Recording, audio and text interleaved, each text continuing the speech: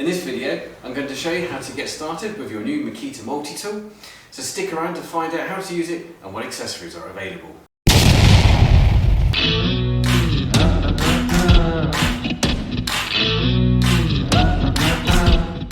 Hi, I'm Sam and thank you for tuning in. If you're struggling to use your multi-tool, have just bought one, or don't know even if you need one, then this video walks you through everything you need to know to get started. This one is the latest model from Makita, who claim that their Starlock mounting system allows for any accessory to be changed in under 3 seconds. So let's get it unboxed and take a closer look. The Makita DTM52Z. This just comes in the box, there's nothing else in it, there's no blades, there's no batteries, no chargers. It is quite simply a bare unit with a set of instructions, which none of us need to read, do we? So we'll just get it unwrapped. So straight away, if you're familiar with the Makita tools, you can see that it's shorter than the other models that they've produced. It's certainly lighter, and the grip on your handle is far more ergonomic. Works so much, feels so much better than the other models. I can show you one later on as a comparison. The Starlock system, with this one, you literally just pull the trigger up until it clicks. Take the pin out, put the blade in.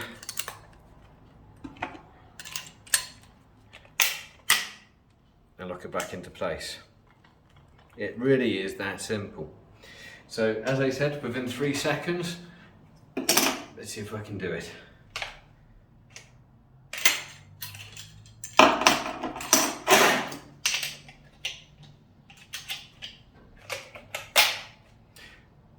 Probably not. Now, with the Starlock system, you can't use the universal blades unless you get an adapter. There are a few online. You have to have a hunt around to see if you can get one that's suitable for your requirements. But if you can get one, that means you can use all of the blades that you can get for the universal on your Starlock. I haven't done that here. I've gone and bought myself just a starter kit, which gives me a curved wooden hardwood bit. They come in this small piece. It's got a hard edge on that one. As you can see, it's got metal printed on there as well as wood, so you can use it for both materials. Similarly with all the blades. This one in particular, it's got a carbide edge on it, so it should last a lot longer, so if you hit hard nails, all that kind of thing. But you can get ceramic cutters, so if you need to cut tiles or take the grout out of them. You can get sanding plates like this one, which you can just change the plate, sanding plate on it. They come in various different sizes. You can get pointing ones, and you get right into those tight corners or small spaces. Similarly with the blades here, I've got a small blade in here for getting into very tight spaces and for doing minute work. Now remember, when you're doing all this as well, to adjust the speed accordingly to what you're doing, because sometimes you don't want to go hell for leather through the material because you can burn it up, or you can just go through it so quickly you end up going straight through and you end up hitting whatever's on the other side of the wall, for example.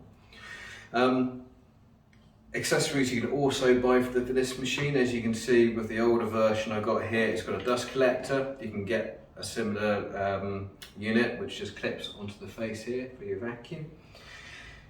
One thing that I find that all these machines lack is there's no belt clip.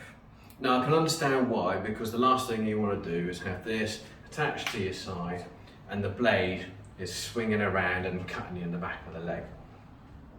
But you can get around that with a bit of intelligence or a bit of common sense really, because you can just rotate the blade all the way around so it's not going to catch you. And it would be really useful just because when you're climbing up ladders, for example, because then you haven't got to hold the tool as you're climbing up. You can just clip it on, you've got both hands, and to me that's much safer. So that's one thing that I wish that all multi-tools do. To my knowledge, please correct me if I'm wrong, none of them do have that feature. So now we've explored some of the accessories that are available, let's get them in the workshop and destroy a few things. So to alliterate on some of the accessories you can get for these multi-tools. You can get sanding pads. This is quite a big one. You can get smaller ones which are more precisional based, with Velcro style sandpaper that just literally goes on top. Now these are okay for doing small jobs, getting into kind of tiny little places that you wouldn't normally be able to get into with a bigger device. But personally, I'd rather stick to an orbit sander because where these are adequate, they're not fantastic. You can have your masonry tile cutters. Now these normally have a carbide or a steel element glued around the outside edge. Obviously this has been used already for tile cutting, getting things like grout out of the joins. A flat blade, very good for scraping paint and for taking off sealant, but I wouldn't go to the money or the expense of actually buying these devices, because once you've worn these blades out, just file the edge off, put it on a bench grinder to give it an edge, and you just saved yourself a few quid. So whilst I got this one in my hand, this is a carbide blade designed for cutting metal. It's got a very, very hard edge and very fine tooth. Obviously designed for cutting things like nails, screws. If you really, really want to go to the extreme, you could go through some big bolts. Personally though, with these, I'd use an angle grinder. Now with cutting through metal, which I'll demonstrate in a moment, you don't want to go at these like a bull in a china shop. Yes, the device has got 6 speeds on it. This unit has, the older unit has, other models from different brands have as well. But the slower you go through, generally the better, because you need to dissipate the heat. You don't want it to build up too much, and obviously heat means it softens the blade, which means it wears out quicker. The slower the speed, take a bit longer for you to cut through whatever it is you're cutting through, but you'll save the life on the blade. And with these being quite expensive, that's definitely something to take into consideration. Other blades, obviously, you have wooden ones. These blades, again, it's got the different size of the teeth, large, thicker and smaller ones. This is to help design to slice through the timber and to dissipate the heat, and also to throw the sawdust out to allow the cutting to be much more efficient. Bigger versions of these which do both. This is a bi blade which is supposed to do both wood and metal. Again, it's got small teeth on it though, so it will take a bit longer to cut through the timber that you're going through, because the teeth are obviously nowhere near as deep or as sharp as these ones are, with the angles which are designed to cut in a particular way for the timber. They can also be used as almost like a jigsaw, because of the edging on here, which is there to help with the heat dissipation, but because it's thinner, you could take it to your timber and you can stand a chance of being able to move it up and down if you need to do any curve work. Opposed to that are the big flat discs. Now these are much better if you need to get a nice flat straight edge, because of the surface area of the blade, especially when cutting through pipes. You're more likely to get a nice straight edge cutting all the way around, as opposed to a smaller blade where quite often you'll just slip out the edge and you'll be up and down like a yo-yo on it.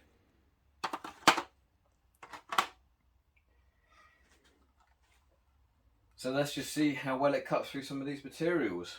I've got a selection of nails here, some screws, some 42 and some 15mm water pipes, an M10 bolt, which I said earlier that I'm not going to even attempt to cut through there, and not unless you want to be watching the video for the next 3 hours.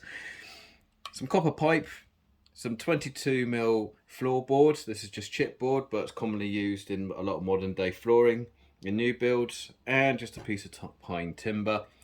We also have the piece of oak that everything has been fixed to.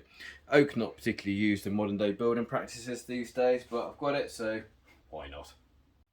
So I'm just going to start with the carbide blade.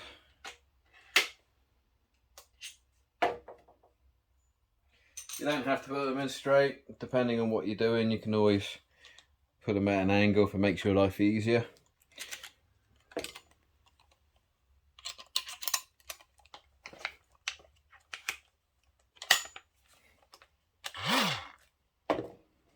More importantly, don't forget your PPE.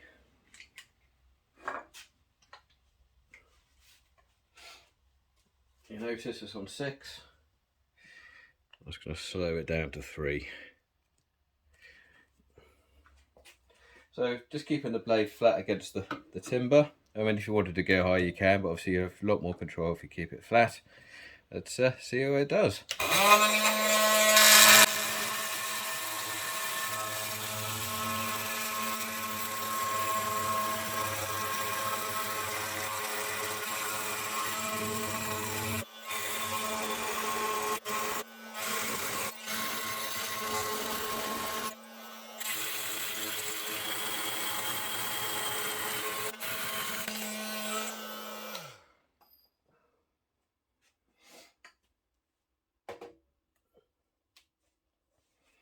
So as you can see there's the how long it took to get through the different materials. Obviously you can tell that the initial nail was much harder than the other 2 nails, similarly with the screws.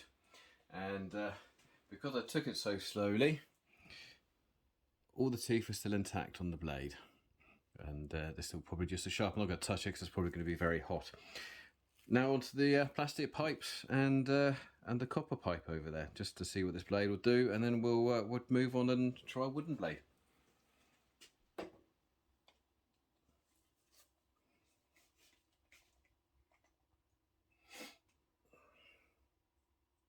So because of the plastic, I can speed it up a bit. Take it all the way just for a laugh. I know what's going to happen here. I think I know what's going to happen here, but we'll see if I'm right.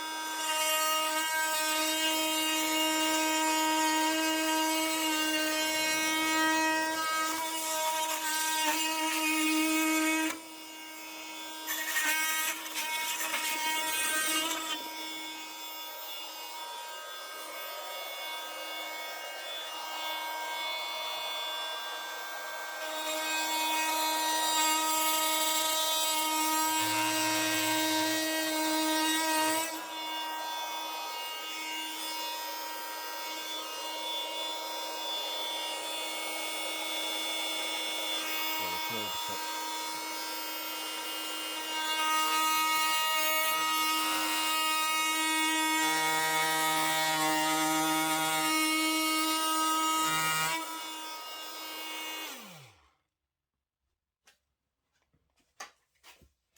you see some examples on there. You can see I've done the curvy wave on there because of the tip on the point. But one thing I would just bring to mind here straight away is that just by cutting through this slot, I've actually lost one of the teeth off the corner. Now that could be where I was doing the curve bit, but it's unlikely. It's probably more likely when I was trying to cut the cup pipe, and because my screw wasn't actually holding the pipe in place properly, it probably caught it and probably broke it off. And you can also see that because of the high speed and because of the fine teeth, with the plastic piping on both the 42 and the 15, it's actually melted the plastic on there. So it doesn't actually give a good cut when it comes to cutting plastic. But if we try out that wooden blade, we'll see what the difference is. Just remember when you change blades, just give it a light little touch first to make sure it's cool enough to handle.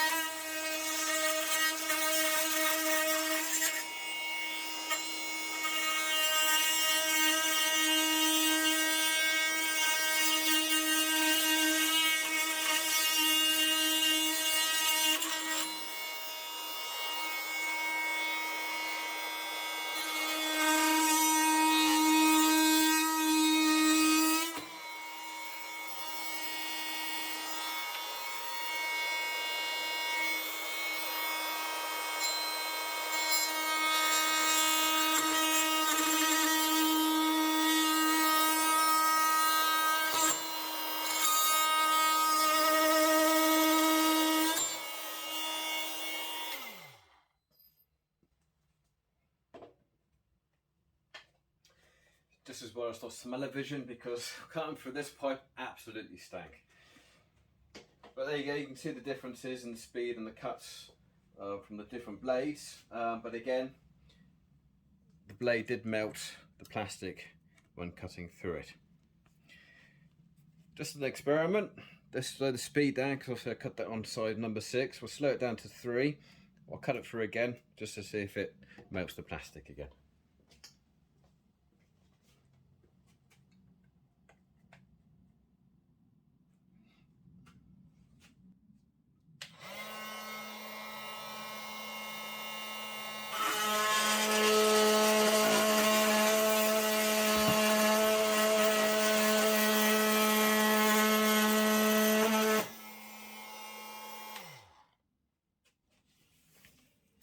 And yes, it did. You can see it's all got stuck to the edge of the blade there. I'll let that cool off before I peel it off. And you can see, I haven't obviously gone all the way through, but it has melted it. But it just proves that you can cut it, but obviously there's going to be a bit of a clean-up job to do afterwards.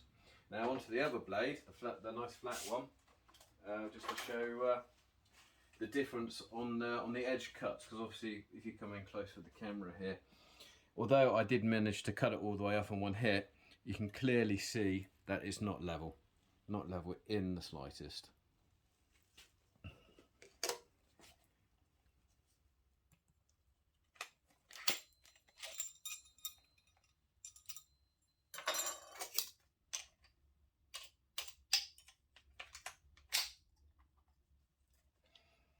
Now, just for the hell of it, let's crank it up to 6 again,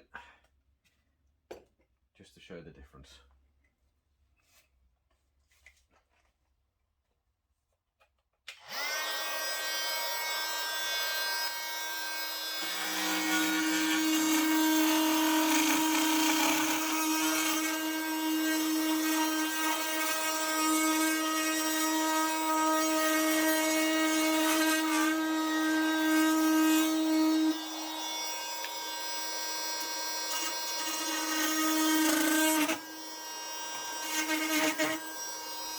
Not to be very much good at math, is it?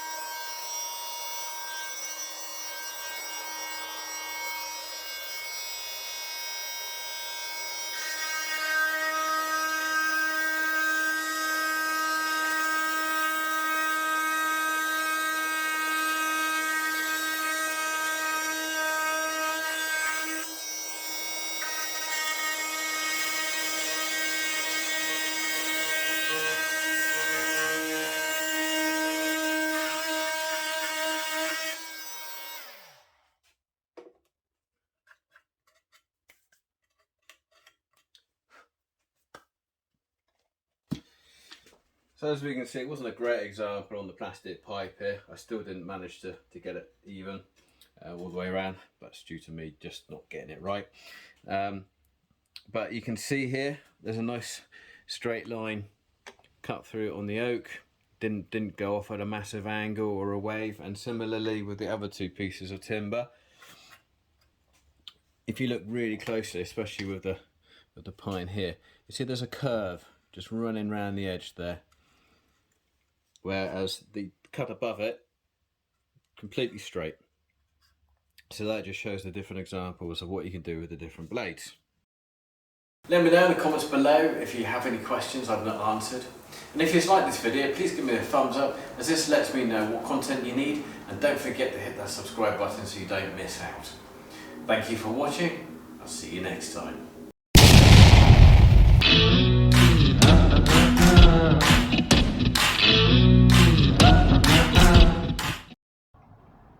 So just to begin with the Starlock blades, I just bought